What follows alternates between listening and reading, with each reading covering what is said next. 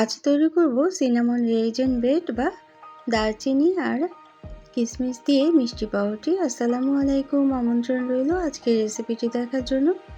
আশা করছি কাছে দূরে সবাই অনেক বেশি ভালো আছেন। খুব সুন্দর একটা ঘ্রাণ এই পাউরুটির, ছোট থেকে বড় সবাই অনেক বেশি পছন্দ করবে এই মিষ্টি পাউরুটি। আর রেসিপি ভালো লাগলে লাইক কমেন্ট শেয়ার করে পাশে থাকতে পারেন এবং চ্যানেলটাকে সাবস্ক্রাইব করে নিতে পারেন। এখানে 1 কাপ পরিমাণ ঘন করে জাল করে রাখা দুধ নিয়ে নিলাম। হালকা গরম দুধ নিয়েছি এবং 2 টেবিল চামচ পরিমাণ চিনি দিয়ে দিলাম আর একটি ডিম দিয়ে দেব। তো দুধের সাথে চিনি আর ডিমটা খুব ভালোভাবে মিশিয়ে নিতে হবে হ্যান্ড হুইস্ক দিয়ে, যাতে চিনিটা গলে যায় সেটা খেয়াল করতে হবে। এবং তার সাথে 1 চা চামচ পরিমাণ ইস্ট দিয়ে দিতে হবে। যেহেতু আমরা আজকে 2 কাপ পরিমাণ আটা দিয়ে এই ডোটা তৈরি করব, এজন্য 1 চা চামচ পরিমাণ ইস্ট দিয়ে দিলাম। আর ইস্টটা খুব ভালো মানের ইস্ট নিতে হবে, তা না হলে কিন্তু ইস্টের একটা গন্ধ করবে, পাউরুটি খেতে বেশি ভালো লাগবে না। দুধের সাথে ইস্টটাও খুব ভালোভাবে মিশিয়ে নিতে হবে। 2 কাপ পরিমাণ আটা অল্প অল্প করে দিয়ে দিতে হবে। আটার পরিবর্তে চাইলে কিন্তু পাউরুটি দিয়েও এই ডোটা তৈরি করে নিতে পারবেন। তা এখন হাত দিয়ে মিশিয়ে নিতে হবে। আর তার আগে আমি 1 চা চামচের একটু কম পরিমাণ লবণ দিয়ে দিয়েছি। আর লবণটা কিন্তু আটার সাথে সবার শেষেই দিতে হবে। ইস্টের সাথে লবণটা কোনোভাবেই মিশানো যাবে না।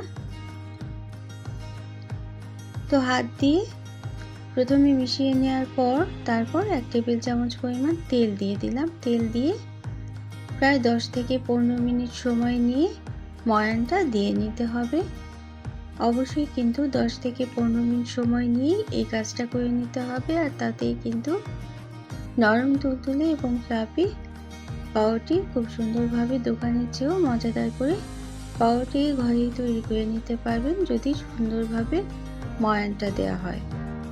তো ময়ান দিয়ে নেওয়ার পর উপরের দিকটা যাতে খুব বেশি শুকনো হয়ে না যায়, এজন্য 1 চা চামচ পরিমাণ বাটার আমি উপরে ছড়িয়ে দিলাম এবং ঢেকে রেখে দেবো একটা গরম স্থানে বা চুলার পাশে রেখে দিলেই হবে। প্রায় 40 মিনিট আমরা রেস্টে রেখে দেবো এই ডোটা। এখন ভিতরে পুরটা তৈরি করে নেব। আর এখানে 2 টেবিল চামচ পরিমাণ দারচিনি গুঁড়ো নিয়ে নিলাম, 2 টেবিল চামচ পরিমাণ চিনি গুঁড়ো নিয়ে নিলাম এবং 1 টেবিল চামচ পরিমাণ কাঠবাদামের গুঁড়ো নিয়ে নিলাম। এর সাথে 2 টেবিল চামচ বাটার মিশিয়ে এই মিশ্রণটা তৈরি করে নিতে হবে। অবশ্যই কিন্তু একটু সময় নিয়ে দারচিনি আর চিনির সাথে খুব ভালোভাবে মিশিয়ে নিতে হবে, যাতে মিশ্রণটা একটু ভেজা ভেজা ধরনের হয়ে যায় সেটা খেয়াল করতে হবে। অবশ্যই চাইলে প্রয়োজন মতো বাটারের পরিমাণটা বাড়িয়ে দেওয়া যেতেই পারে। এই পাউরুটির স্বাদটা কিন্তু একেবারেই অন্যরকম। এত মজাদার একটা পাউরুটি ঘরে তৈরি করে নিলে বাইরে থেকে কেনার কিন্তু কোনো দরকারই হয় না। তো রেস্টে রাখা ডোটা আমরা নিয়ে নিয়েছি এবং দুটো অংশে ভাগ করে নিয়েছি। দুটো রুটি তৈরি করে নেব। একটু লম্বাটে এবং চারকোনা ধরনের দুটো রুটি তৈরি করে নিতে হবে। একটা রুটি তৈরি করে আমরা আলাদা করে রেখে দেব, তারপর আরেকটা রুটি তৈরি করে নেব। এটাও লম্বা ধরনের করে তৈরি করে নিতে হবে। তারপর এই রুটির উপর আমরা যে মিশ্রণটা রেডি করে রেখেছি দারচিনি, বাদাম গুঁড়ো এবং চিনি দিয়ে আর বাটার দিয়ে, সেটা এই রুটির উপরে ছড়িয়ে দিতে হবে বা স্প্রেড করে দিতে হবে। রুটির উপরে ছড়িয়ে দেওয়ার সময় সব অংশে যেন খুব ভালোভাবে মিশে যায় সেটা খেয়াল করতে হবে। এবং চারকোনা করে আমরা রুটি শেপটা দিয়ে নিয়েছি। তা এখন মিশ্রণটা এভাবে হালকা হালকা ভাবে চারিদিকে সমানভাবে মিশিয়ে দিতে হবে। তো এ পর্যন্ত যারা দেখলেন একটা লাইক দিতে ভুলে গিয়েছেন, অবশ্যই একটা লাইক দিয়ে দিতে পারেন। প্রয়োজনে কমেন্ট করতে পারেন এবং শেয়ার করতে পারেন ফ্রেন্ডস অ্যান্ড ফ্যামিলির সাথে। যারা প্রথম ভিজিট করছেন তারা চাইলে চ্যানেলটাকে সাবস্ক্রাইব করে বেল বাটনটাকে একটু প্রেস করে রাখবেন, তাহলে নোটিফিকেশন পেয়ে পরবর্তী রেসিপিগুলো দেখে নিতে পারবেন। তো আমি কি কাজটা করলাম সেটা কিন্তু দেখেই বুঝে নিয়েছেন নিশ্চয়ই। আমি কিন্তু বলে দিয়েইছি।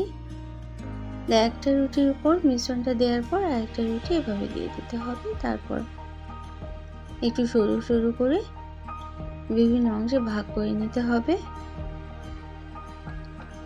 সবগুলো অংশ যাতে সমান হয় সেটা কিন্তু খেয়াল করতে হবে। আমি 4টা অংশে ভাগ করে নিলাম। 4টা অংশ ভাগ করে নেওয়ার পর মাঝখানে আরও একটা অংশ ভাগ করে নেব। তারপর টুইস্টার করে দেখে কিন্তু বুঝে নিতে হবে কিভাবে করছি। অবশ্যই কিন্তু ধারালো ছুরিটা দিয়েই কাজটা করে নিতে হবে। দেখুন প্রতিটা অংশ থেকে এভাবে টুইস্টার করে এক একটা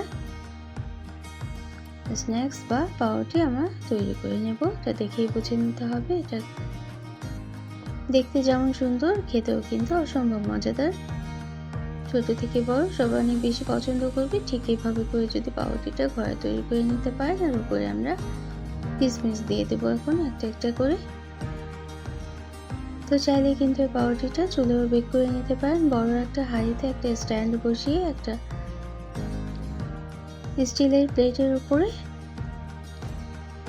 তৈরি করে নিতে পারেন। আমি বেকিং ট্রেতে বিছিয়ে নিলাম এবং বেকিং ট্রেতে রেখে দেওয়ার পর আরও 10 মিনিট রেস্টে রেখে দিতে হবে। এই কাজটা কিন্তু অবশ্যই করতে হবে, অর্থাৎ বেক করার আগেও 10 মিনিট রেস্টে রেখে দিতে হবে। তাহলেই কিন্তু খুব সুন্দর ফুলে যাবে পাউরুটিটা একেবারে সঠিকভাবে। আর এভাবেই ফ্লাফি এবং তুলতুলে পাউরুটিটা পাওয়া যাবে।